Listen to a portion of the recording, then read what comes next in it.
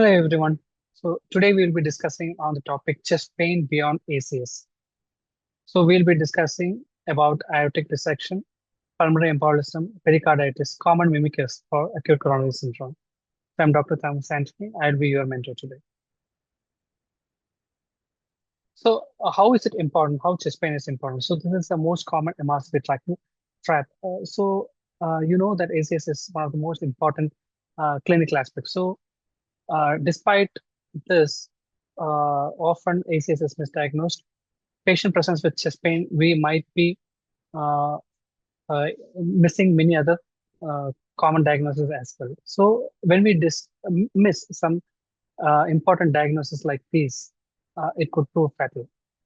So the differentiation is heavily tested in MRCP. So when chest pain is there, we should rule out other possibilities as well compared to ACS. So we'll be discussing briefly about these differential diagnoses. So coming to aortic dissection, so what are the classical clues that will be there in exams? So usually it will be sudden onset, almost like ACS only. But the character of pain, if you see, this will be tearing chest pain, which will radiate to the back, or might be presenting along with the chest pain, a back pain also. The characteristic difference here is the BP or pulse asymmetry, which is not usually seen in ACS, along with development of a neurological deficit or symptom.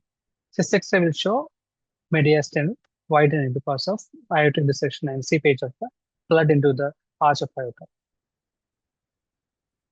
So what are the traps here? So this can mimic an ST elevation MI. So the problem is that if you think that this is an ST elevation MI and thrombolize the patient, it could be catastrophic. So take a look at the history, check for the BP difference and chest X-ray before lysis. So what is aortic dissection and how do we diagnose aortic dissection? How do we manage it? So you can see that this follows the Stanford classification. You can see the Stanford classification part A and B, type A and type B.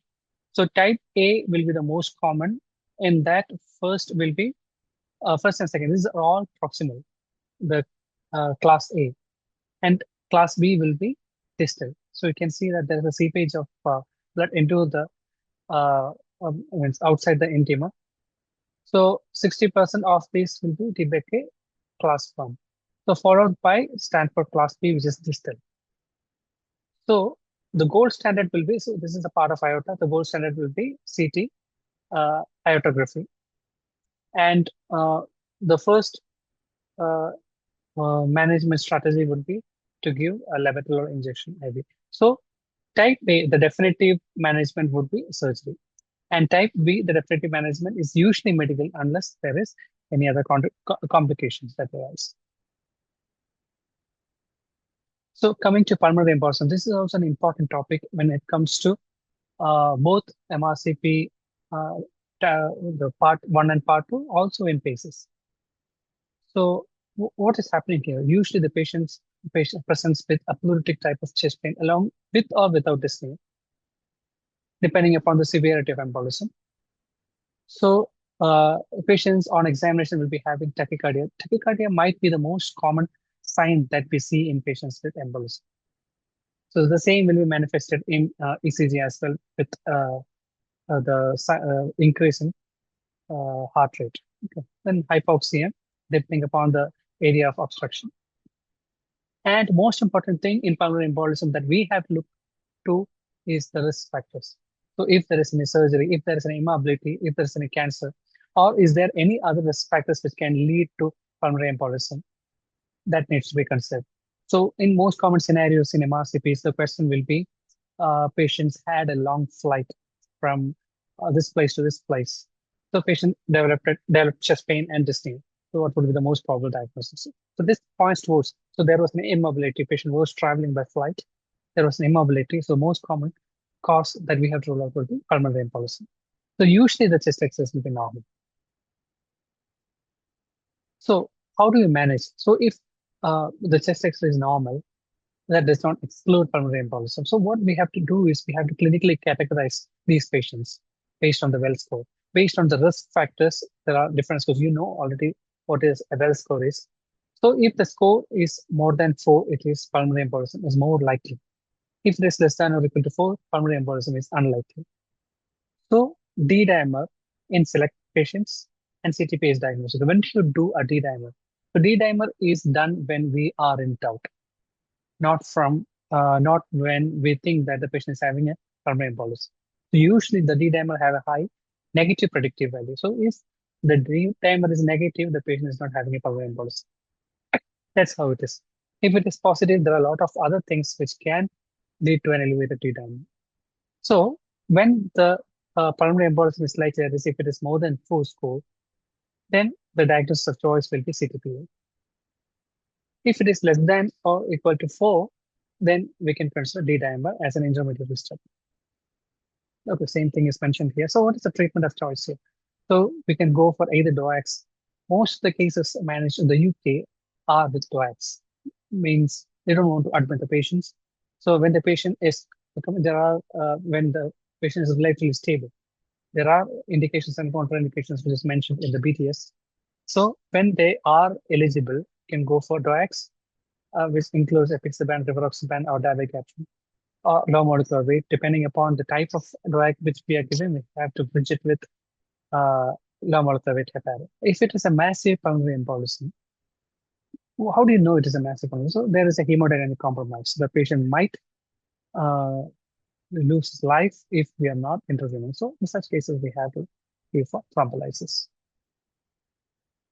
So coming to pericarditis, as this also presents mostly with a simple chest pain. But how is it different?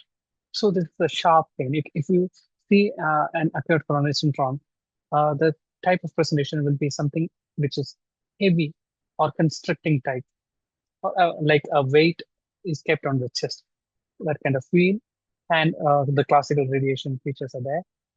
But here, the sharp pain, which is worse than lying down flat.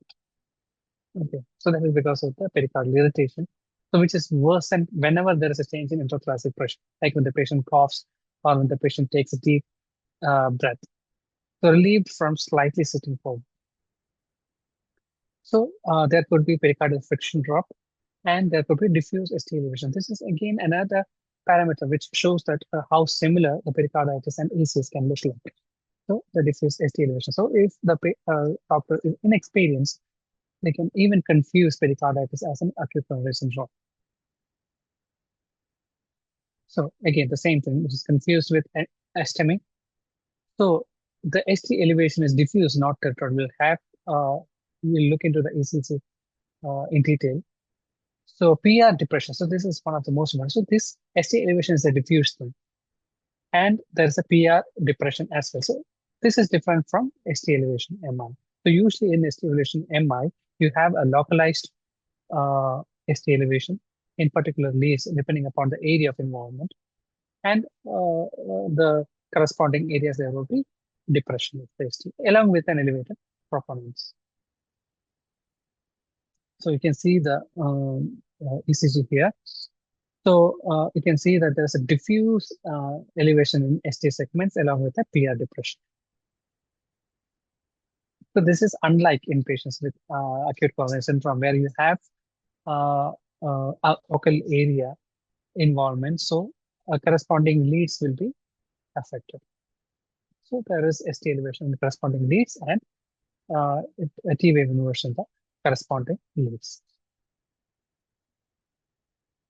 So how do you diagnose and manage pericarditis?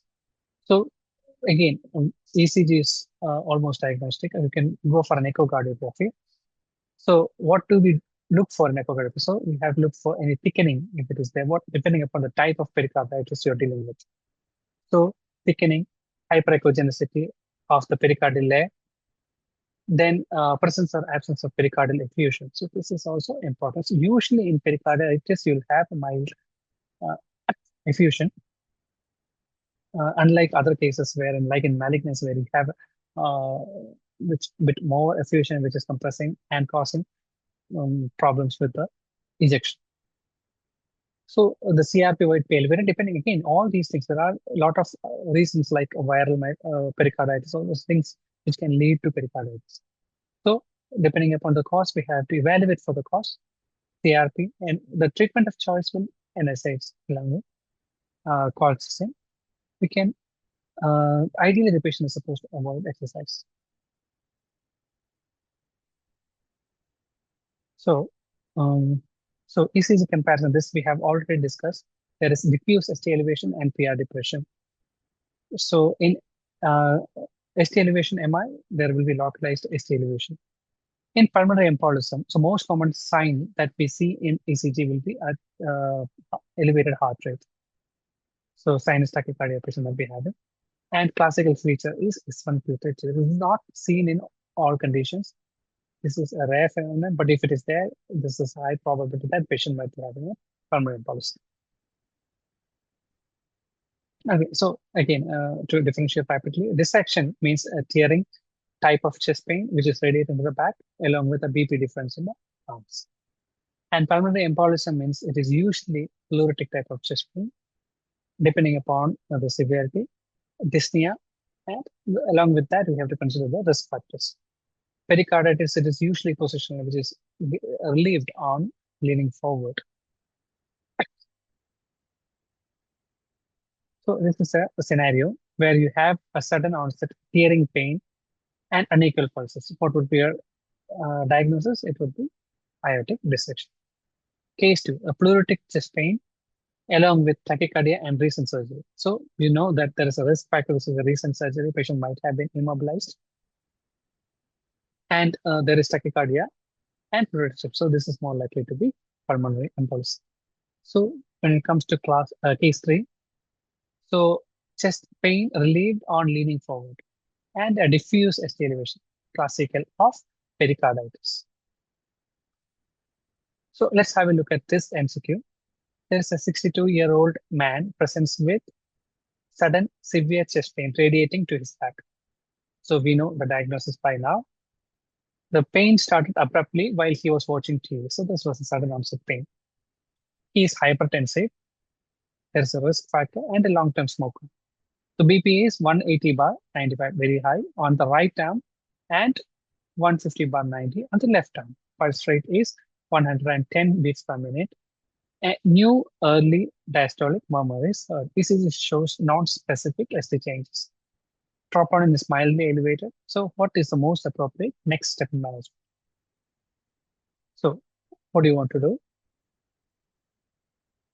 Okay, you know the diagnosis. The patient is having aortic dissection. So next sensible investigation choice will be CT aortogram.